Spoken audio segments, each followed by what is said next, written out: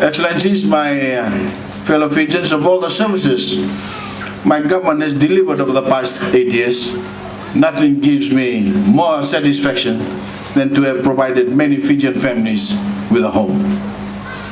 So I'm especially delighted to be here in Raiwai this morning to open 210 new public rental board flats that will house more than 1,000 people, 1,050, I understand, to be precise. This is a joyous occasion because this is more than just bricks and mortar. A home is the heart of a family. It should be a place of refuge, a place of happiness, a place where children are nurtured and taught the values on which any community depends. Today we celebrate the fact that more than 200 families are about to get the keys to these properties and open the door to a new life for themselves and their loved ones. They join the many thousands of other ordinary Fijians around the country who have benefited from my government's housing programs, whether through the public rental boards, the Housing Authority, the Squatter Settlement Upgrade Project, the Housing Assistance Relief Trust, or the Housing Assistance Grant for the first home buyers. Our total spending on the housing sector over the past few years has exceeded $93 million. We will have 4,000 people on the public rental board waiting list. We still have 4,000 people on the public rental board waiting list. But as you can see all around you today, we are working very hard to clear this backlog. I have made housing one of my government's top priorities. The choice you face on election day, ladies and gentlemen, is perhaps the most important in our nation's history. It is a choice between the future and the past. A future in which Fiji moves forward, united and strong, or moves backwards, retreats to the divisions of the past that has kept our nation weak. As I keep telling our people, especially our young people, there has never been a better time to be a Fijian, no matter who you are or where you come from. Through the efforts of my government, we are unified, we are equal, we are secure.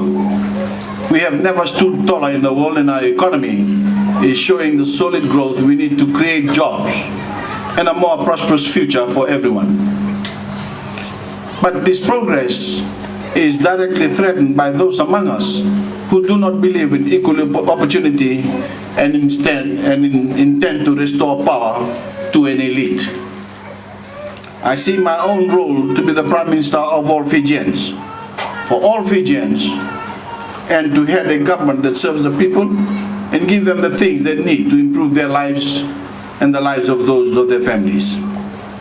Yet others see their roles to favor one community over the others, to advance their interests rather than the interest of the nation as a whole. As I keep reminding everyone, talk is cheap, promises are hollow. Free education, electricity, water, better roads, better health facility, telecommunications, all those things that we have provided to improve the lives of ordinary Fijians. But I also want you to judge this government on a record of unifying the country, putting the nation first, not sectional interest, and establishing a level playing field on which every Fijian can excel. What I call Team Fiji. Every player valued, set on being the best that we can be, the preeminent nation in our region, and one respected the world over. It is vitally important that we continue the reform program that we embarked on almost 8 years ago to transform Fiji from a dysfunctional and divided country into a modern, unified nation state. Rather than turn back the clock, I'm asking you to help me rewind it by moving Fiji forward. Because we not only have a proud record, we have a plan, we have a vision. That plan is to build on the progress that every Fijian can see with their own eyes that has transformed our nation and set it on a better course. For the first time, we have a genuine democracy based on a common and equal citizenry. And we intend to show every Fijian and to show the world that this democracy is worthy of their confidence and support. That Fiji deserves the kind of large-scale investment that creates prosperity and creates jobs. That Fiji finally fulfill its destiny. That Fiji can truly be the way the world should be. As we approach September 17, we hear virtually nothing from politicians about the economy, apart from them disagreeing with any figures or assessments that are accurate and positive, even those that are given out or carried out by independent entities. The difference between them and us in this government is that we are working to, for example, eradicate poverty, and are gradually doing so, not just talking about it. And we are doing it not by promising a bigger slice of the national cake to special interest groups, but by growing the cake so that every Fijian can get a bigger slice. I'm going to the nation with a message of hope, that by working together as one nation, Fiji has already achieved great things, and there are even better days to come. And I'm calling all Fijians to reject the underlying message of suspicion and fear that some politicians have brought to this election campaign. It is a cancer that threatens the unity of our nation and all the progress we have made. It is a cancer that must be destroyed. Some are fighting this election, claiming to protect the interests of the Voreqe. Yet, the truth is that it protects the interests of a self-serving elite rather than the interests of the ordinary Voreqe. And some of his leading figures have a record that is shameful. The people who have converted native land to freehold using a legal loophole and lost it forever now have the audacity to portray themselves as the defenders of the Voreqe land. The truth is, my government closed the loopholes the previous governments allowed to betray the Voreqe people.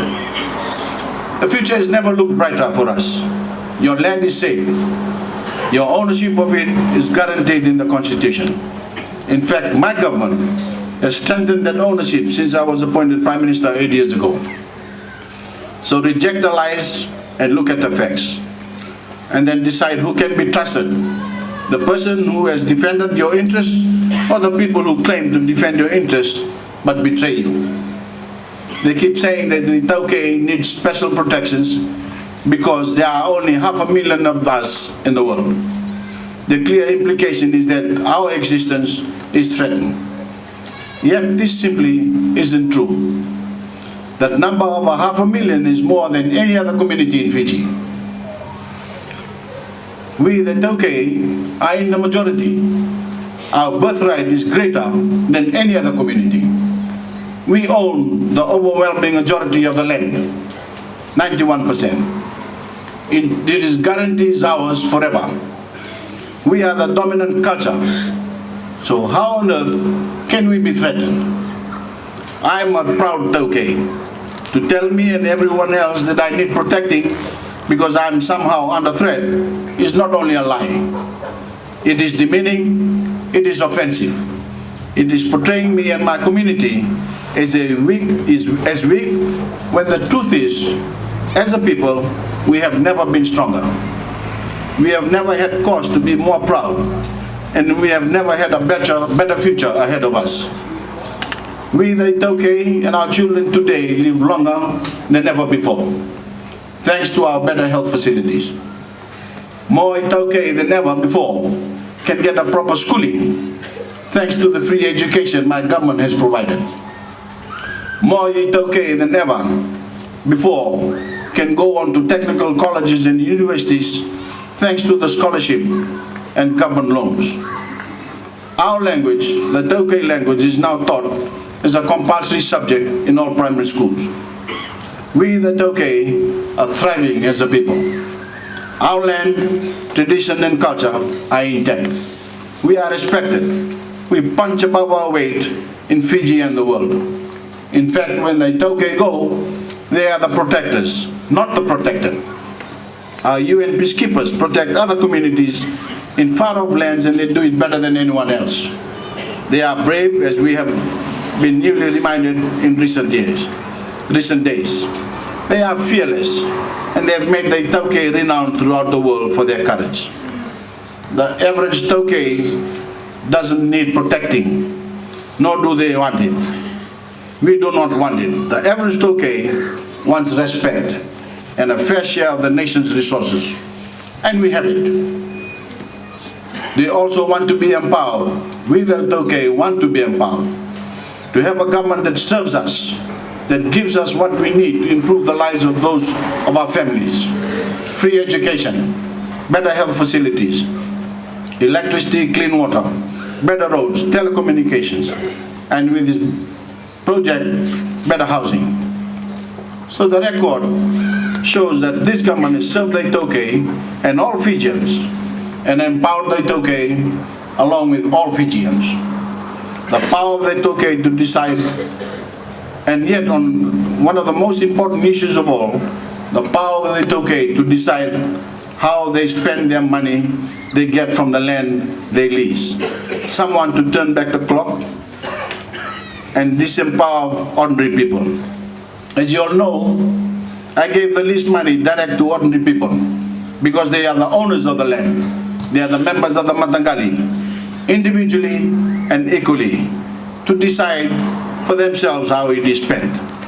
Now some politicians want to take it back and restore the power of the chiefs to decide how it is spent.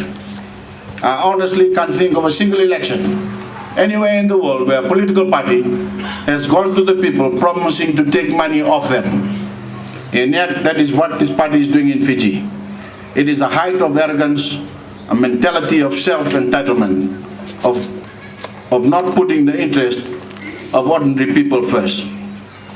They are saying really that we know better than you how you can spend your money. So give it to us. We will take what we want and decide how much you get. Money that rightfully belongs to the people because of their inheritance, their birthright, money that they should be allowed to keep and decide how to spend themselves, not to be treated like children. Some of the other policies are just as illogical. They say the word Fijian belongs to the Voreqe and can't be shared with anyone and everyone. Fijian is an English word. It's from the English language.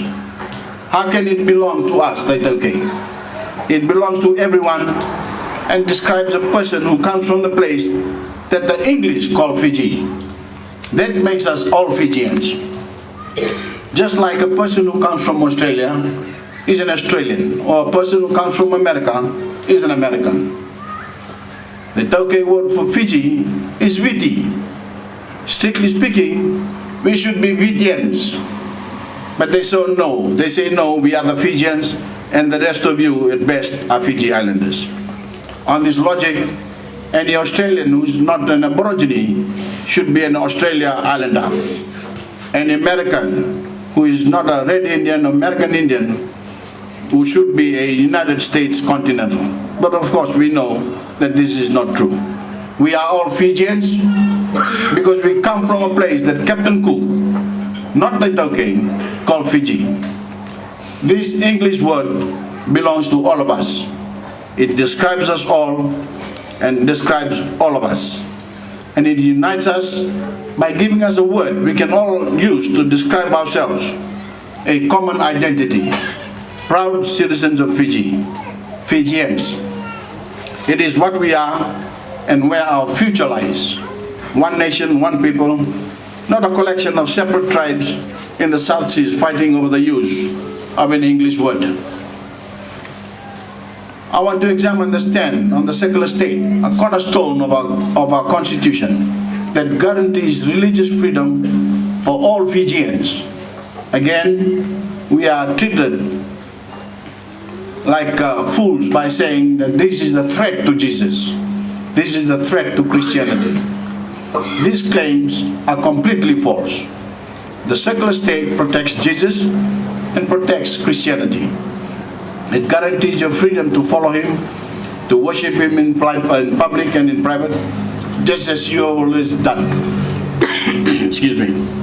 The only difference is that the state, the government, remains neutral when it comes to religious issues. The state doesn't say because you're a Christian, you should get the best jobs in the civil service. Or because you are a Pentecostal civil servant, you should only serve members of your church first. Every single citizen is treated the same, whatever they believe in. This is the same way. This is the way it is in Australia, in New Zealand, the United States, France, and most of other great democracies. And that is the way it should be in Fiji, where our people have different beliefs, but there is now a guarantee that what they believe in, the state treats them the same. And that is the logic some parties are using when they now argue for Fiji to be declared a Christian state. That because there are more Christians in Fiji than anyone else, their religious beliefs should take precedence. Their religious beliefs should come first. This is not the way of Christ, who said, render to Caesar what is Caesar's, and to God what is God. In other words, the state and religion are separate, and our obligations to both are different. And so with just over 2 weeks to go before election day, ladies and gentlemen, I make this appeal to every Fijian voter. Turn your back on the past and embrace a brighter future as you see in front of you. Reject the politics of division, the lies and the crude attempts to pit Fijian against Fijian. Your Excellency, ladies and gentlemen, my government's underlying philosophy is embodied in what you see around you today. Not empty promises, but concrete achievement. We are building homes for ordinary Fijians and their families. We are building dreams. And I want the children who grow up here to dream big dreams for themselves and for Fiji, for our nation. To join hands to help build a better Fiji, to make Fiji great. This is what we want. Thanks to the Chinese government and people for their assistance with this project. The China Railway First Group, Fiji, for its construction work, and everyone from Housing Authority, Housing Ministry, and the Public Rental Board involved in bringing this project to fruition. And I now, Your Excellency, ladies and gentlemen, have great pleasure in declaring this development of 210 flats, the new homes of more than 1,000 people, open. In our way, I thank you.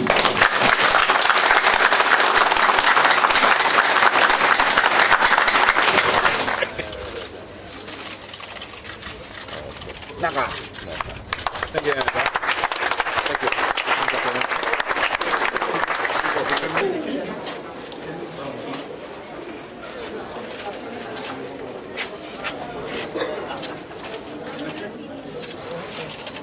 Naka. Ito gini pa mo? Naka. Oh, embula.